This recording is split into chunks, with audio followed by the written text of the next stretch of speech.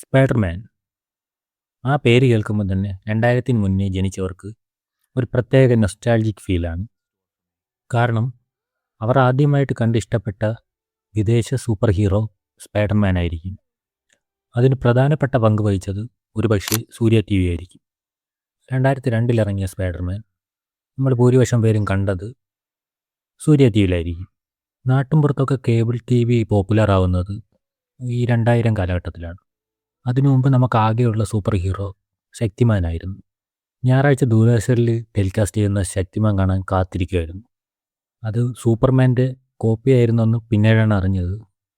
Okay, നമുക്കത് വിടാം. ദൂരദർശനിൽ ശക്തിമാൻ മാത്രം കണ്ടുകൊണ്ടിരുന്ന നമുക്ക് ഒരു ടെക്നിക്കൽ ക്വാളിറ്റി കൊണ്ട് അത്ഭുതമായിരുന്നു സ്പൈഡർമാൻ. ഒരു സാധാരണക്കാരൻ, അയാളെ ചിലന്തി അടിക്കുന്നു, അയാൾക്ക് സൂപ്പർ പവർ കിട്ടുന്നു. മറ്റൊരാൾ ഒരു മരുന്ന് കണ്ടുപിടിക്കുന്നു, അത് സ്വന്തം ശരീരത്തിൽ തന്നെ പരീക്ഷിക്കുന്നു. ചിലന്തിയുടെ ശക്തി കിട്ടിയ ആൾ കെട്ടിടത്തിൻ്റെ ചുമര് വഴി കയറുന്നു, വലയിൽ തൂങ്ങിയാടുന്നു. ശക്തിമാൻ്റെ കറക്കം മാത്രം കണ്ടിരുന്ന ആ 8-10 വയസ്സുകാർക്ക് ടി വിയിൽ നിന്ന് കണ്ണെടുക്കാൻ പറ്റാത്ത രീതിയിലുള്ള ഒരു അത്ഭുതമായിരുന്നു ഈ സ്പൈഡർമാൻ എന്ന സിനിമ. അർണോൾഡിൻ്റെ പ്രെഡേറ്ററൊക്കെ ഉണ്ടായിരുന്നെങ്കിലും ഒരു സൂപ്പർ ഹീറോ സിനിമ എന്ന രീതിയിൽ സ്പൈഡർമാൻ നമ്മുടെ ഫേവറേറ്റ് ആയിരുന്നു. ഇന്ന് കേൾക്കുമ്പം അന്നത്തെ ആ ഡബ്ബിങ്ങൊക്കെ മോശമായിട്ട് തോന്നുമായിരുന്നെങ്കിലും അക്കാലത്ത് നമുക്കതൊരു വലിയ ആശ്വാസമായിരുന്നു. അതിലഭിനയിക്കുന്ന നടൻ്റെ പേരോ നടിയുടെ പേരോ ഒന്നും അറിയാത്ത കാലത്ത് എല്ലാവരുടെയും മനസ്സിൽ പതിഞ്ഞ മുഖമാണ് ടോബിയുടേത്. പിന്നെ അയാളുടെ തന്നെ സ്പൈഡർമാൻ സിനിമകൾ ഇറങ്ങി. പുതിയ വില്ലൻ, പുതിയ കഥാപാത്രങ്ങൾ, പുതിയ കഥ. ഡോക്ടർ ഒക്ടോപ്പസ് ആയിരുന്നു സ്പൈഡർമാൻ 2 വില്ലൻ. ആദ്യത്തേതുപോലെ തന്നെ ആ സിനിമയെ എല്ലാവരും സ്വീകരിച്ചു. അപ്പോഴേക്കും കേബിൾ ടി വി കുറച്ചുകൂടെ പോപ്പുലറായി. നമ്മുടെ സിനിമ കാണൽ സ്റ്റാർ മൂവീസിലേക്ക്, ആക്ഷനിലോട്ടൊക്കെ മാറി. ഒരുപക്ഷെ സ്പൈഡർമാൻ 3 എല്ലാവരും കാണുന്നത് സ്റ്റാർ മൂവീസിലായിരിക്കും. അതിലാണെങ്കിൽ ഒരുപാട് വില്ലന്മാർ, ന്യൂ ഗോബ്ലിൻ, വെനം, സാൻഡ്മാൻ, അങ്ങനെ ഒന്നിലധികം വില്ലന്മാർ വന്ന ഒരു പാർട്ടായിരുന്നു തേർഡ് പാർട്ട്. ആ തേർഡ് പാർട്ട് കഴിഞ്ഞപ്പോൾ തന്നെ സ്പൈഡർമാനായിട്ട് പുതിയ ആൾ വരുന്നുവെന്ന്, ടോബി മഗ്വയർ മാറുന്നു എന്നുള്ളൊരു ന്യൂസ് വന്നു. സത്യം പറഞ്ഞാൽ അത് ഉൾക്കൊള്ളാൻ കുറച്ച് ബുദ്ധിമുട്ടുണ്ടായിരുന്നു. കാരണം ടോബി നല്ല രീതിയിൽ ചെയ്തു വച്ചിരിക്കുന്ന ഒരു ക്യാരക്ടറായിരുന്നു സ്പൈഡർമാൻ.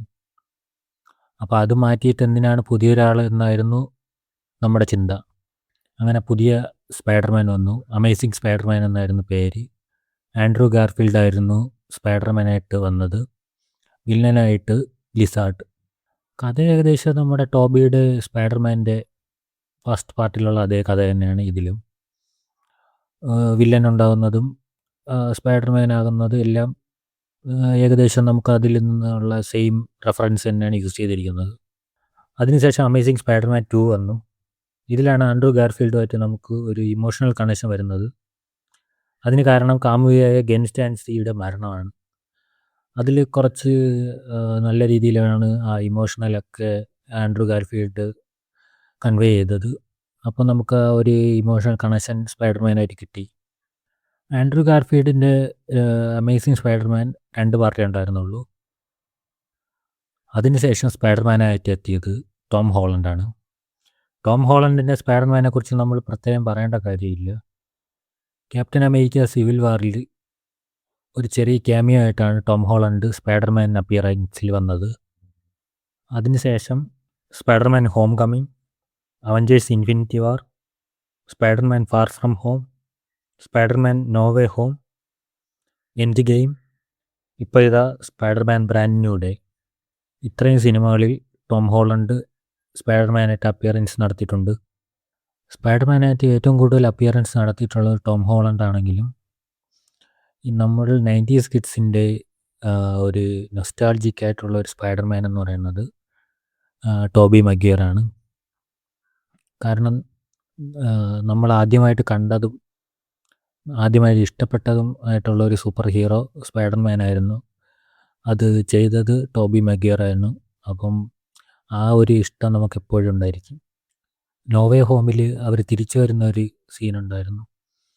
അത് കാണുമ്പം ശരിക്കും നമുക്കൊരു പ്രത്യേക ഇമോഷണൽ ഫീലിംഗ് ആയിരുന്നു. പ്രത്യേകിച്ച് ടോബി മഗ്വയറിനെ കാണുമ്പം, അതും സ്പൈഡർമാനായിട്ട്. ടോം ഹോളണ്ട് നന്നായിട്ട് ചെയ്യുന്നുണ്ടെങ്കിലും പക്ഷേ നമുക്ക് പ്രത്യേക ഒരു ഇഷ്ടം ടോബി മഗ്വയറിനോട് ഉണ്ടാവാൻ കാരണം ഇതൊക്കെ കൊണ്ടായിരിക്കും. ഇപ്പം ബ്രാൻഡ് ന്യൂ ഡേ കണ്ടിട്ടില്ല, അതും കൂടെ കണ്ടിട്ട് ബാക്കി പറയാം. എന്തായാലും കണ്ടവർ അഭിപ്രായം പറയുക. സബ്സ്ക്രൈബ് ചെയ്യാത്തവർ ഒന്ന് സബ്സ്ക്രൈബ് ചെയ്താൽ ബെല്ലൈക്കണും കൂടെ ക്ലിക്ക് ചെയ്തേക്കണേ.